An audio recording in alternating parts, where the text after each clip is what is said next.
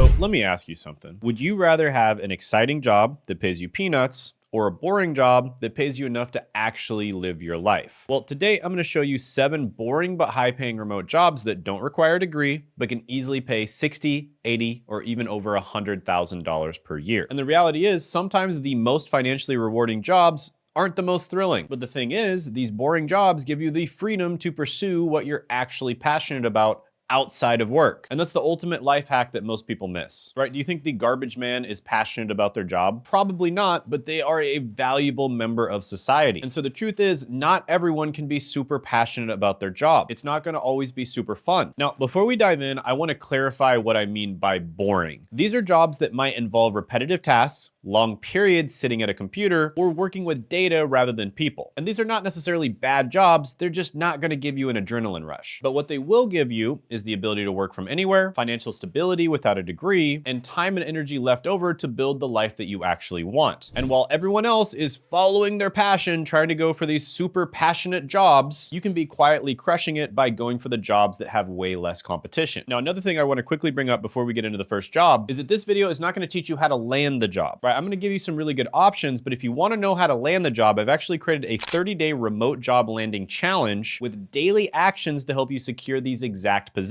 And each day gives you a specific task, from crafting the perfect remote focused resume to mastering virtual interviews. So you can grab that through the link in the description and the pinned comment below if you want to know how to actually land one of these jobs. All right, so first one is a marketing automation administrator. Now, what makes this job boring? Well, you'll be spending your days building email campaigns, managing contact lists, running A/B tests, and staring at performance metrics basically all day long. So it's not exactly as fun as playing video games for 8 hours in a row. But here's the exciting part. Marketing automation administrators are making between $53,000 and $89,000 a year, with a median income of around $68,000 according to Glassdoor. And you only need 1 to 3 years of experience with marketing automation platforms such as Pardot or HubSpot. Now, if you're about to click off right now, Shane, I don't have 1 to 3 years of experience, the 30-day guide will teach you how you can get that experience without actually technically having any. Because you don't need a marketing degree, you just need the skills. And I recently saw a job posting from Parsec offering $80,000 to $85,000 plus performance bonuses for this exact role. And it's fully remote, and it only requires basic familiarity with Salesforce and experience with marketing automation. Now, this is just one example, but there's a lot more out there. And you don't have to be some copywriting genius to do this. Most of the time, the copywriting is already taken care of for you. You're just setting up the automations, right? So you're just making sure that things happen automatically, which can be dead boring, but still very valuable. All right, next one is going to be an e-commerce customer support specialist. And this job involves answering the same customer questions day after day. You'll be handling order issues, processing returns, and explaining policies over and over again. Pretty monotonous, right? But e-commerce support specialists are making between $55,000 and $84,000 a year, with a median of $68,000. Why? Because in a market that's as commoditized as e-commerce, which is basically where you're selling physical products online, and oftentimes you are literally selling the exact same physical product as everyone else, just with your brand on it. Corporate needs you to find the differences between this picture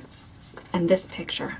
They're the same picture. One of the only ways to set yourself apart is by having exceptional customer service. And I think this is a trend that's happened in e-commerce and physical products, but it's going to start happening in basically every market out there. And the reason is because I think that AI is going to automate a lot of tasks. But one thing that AI can never automate is having exceptional customer service. Now, this is one thing that I got very good at because I worked in retail for a long period of time. I used to be a pharmacist, and before that, I was a pharmacy tech, and I worked in retail. And as you can imagine, a lot of Americans are pretty mad at the healthcare system. And the last person they see usually after they've been through the healthcare system is unfortunately the pharmacist or the pharmacy tech. And so by the time they get to us, they are already extremely pissed. And rightfully so. Healthcare in the United States is an absolute mess. So my job half the time working in pharmacy was to patiently and empathetically explain how messed up the healthcare system is to them and how it's not their fault, but it's also not the pharmacy's fault as well. And so having exceptional customer support is not only a valuable skill to learn, but I think it's completely AI proof. And the best part here is the barrier to entry is incredibly low. Most positions positions only require a high school diploma and basic customer service experience, and they care far more about a positive attitude and being reliable and consistent than a college degree or even previous experience. And the skills are honestly really easy to learn, and companies are willing to train the right person. And if you think about it, there's actually a lot of advantages to working in this position because nobody's going to know the customers better than the people who are directly talking to them. So if you do a really good job in customer service, you can really impact the rest of the company as well. Now, I found a remote position at a company called GCG, and it pays around $21 to $22 per hour to start, which is over $43,000 a year. But specialists with just 2 to 3 years of experience are making $60,000 to even $70,000 at companies like Frontline Wildfire Defense. So your daily tasks would include responding to customer inquiries via email, phone, and chat, processing orders and handling returns, troubleshooting basic technical issues, and maintaining customer records. So as boring as these customer service roles are, and they definitely are boring and monotonous, plus you might get yelled at by some Karens, it is a super easy way to get your foot in the door and start working remote. Then you could probably go into other positions within the company if you do a good job. You could learn other skills on top of your customer service experience and get into even better positions in other companies, or you could just keep doing the position and just get into higher paying roles, which in my opinion are going to be AI proof. All right, so job number 3 is a provider data coordinator. And this might be the definition of boring. You'll be updating healthcare provider information in databases, verifying credentials, and generating compliance reports. Mind-numbing stuff for most people, right? This would be something that Kevin from The Office would be doing. But provider data coordinators make $47,000 to $67,000 a year, with potential to earn much more as you gain experience in healthcare data management. And again, you don't need a degree, just a high school diploma and typically 1 year of experience with data administration. And again, you can make that experience if you just click the link in the description in the pinned comment below and do the 30-day challenge. Now, what's great about this role is that it's a foot in the door to higher paying healthcare administrative positions. And as a provider data coordinator at Centene, you'd start off making $19 to $32 per hour. Both 2 to 3 years of experience, you can easily move up to positions paying $60,000 to $70,000 annually. Now, one thing that I'll say very quickly about these types of positions is I highly recommend getting a walking desk. All right, obviously check with your doctor and stuff like that, but walking is one of the most healthy habits you can possibly have. I recently got a walking desk, and it's amazing when I'm taking calls during the evening or if I just have calls that I have to take, and I'm able to easily get my 10,000 steps in every day. And I think especially for really boring jobs, having a walking desk is an absolute game changer because you get all the exercise that you need while you're working the job. And the health benefits of walking are insane. And by the way, drop a comment below if you've used walking desks before. I'm surprised that more people don't do this. So yeah, anyways, that was kind of a side tangent, but back to your responsibilities. You'd basically be creating and maintaining provider databases, generating reports for compliance monitoring, updating Medicare and Medicaid attachments, and providing statistical data to other departments. All right, so the next one is a customer support technical specialist. Now, this is a little bit different than regular customer support, which can be draining. Technical support is often even more repetitive. You're literally going to be walking people through the same troubleshooting steps all day. Like, we have an IT guy on our team, and the other day, some type of tech wasn't working, and I actually forgot to turn it on and off again.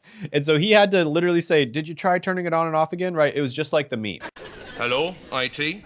Have you tried turning it off and on again? But this is the kind of stuff you're going to be doing all day, right? You have to explain how to reset passwords, update software, ask people if they turn it on and off again, etc. And it's really basic if you even have a little bit of technical acumen, right? If you're just a little bit tech savvy, this is super basic stuff. And usually you're just doing the same software or computer systems over and over again, so you get used to it very quickly. But technical support specialists are bringing in $55,000 to $80,000 a year, with senior specialists earning well into the 6 figures. And companies like Orderdesk are offering $55,000 to $58,000 per year for remote positions with only basic technical knowledge required. And as you specialize in certain software industries, your earning potential absolutely skyrockets. Now, the daily grind includes troubleshooting technical issues for customers, creating and updating help documentation, escalating complex problems to engineering teams, and tracking recurring issues and suggesting improvements. And like I said, you may be working with people on your team, or you might be working with customers depending on the position. And what makes this job particularly valuable is that while it doesn't require a degree, the technical skills that you can gain lead to even higher paying IT roles down the line. And the one cert that I think is absolutely amazing is the Google IT Support Professional Certificate. And this is how you can fast track your way into technical support roles. And I partnered with Coursera for an IT course to help you get exactly what you need to know to qualify for entry-level support positions. And some of these can pay over $55,000 a year and more, even at the entry level. So check out my special link in the description and the pinned comment below. All right, next is Facebook Ads Specialist. Now, this might sound exciting, but temper your expectations a little bit. The day-to-day work can be extremely monotonous. You'll be constantly tweaking ad copy, adjusting bids, and staring at performance metrics for hours on end. But Facebook ad specialists are making anywhere from $75,000 to $100,000 per year, with additional performance bonuses based on results. And Golden Hippo, for example, offers remote positions with a base salary range from $75,000 to $101,000 plus bonuses. And the craziest part is you only need a high school diploma and experience with Facebook Ad Manager. And your repetitive daily tasks would include setting up and monitoring ad campaigns, A/B testing different ad creatives and audiences, analyzing performance metrics and making adjustments, and scaling successful campaigns while maintaining ROI. And the boring part of this job is the constant data analysis and incremental optimization, but the payoff is absolutely worth it. Now, by the way, if some of these jobs sound great, but they're just not the right fit for you, go ahead and share this video with another person who you think might be a good fit for the job. So yeah, Facebook ads, I mean, companies are spending billions and billions of dollars a year on Facebook ads. Someone needs to optimize and monitor them and keep track of things. Might as well be you. Now, to be fair, sometimes down the line, you could get into a role that's much more creative. You could be creating what's known as the ad creative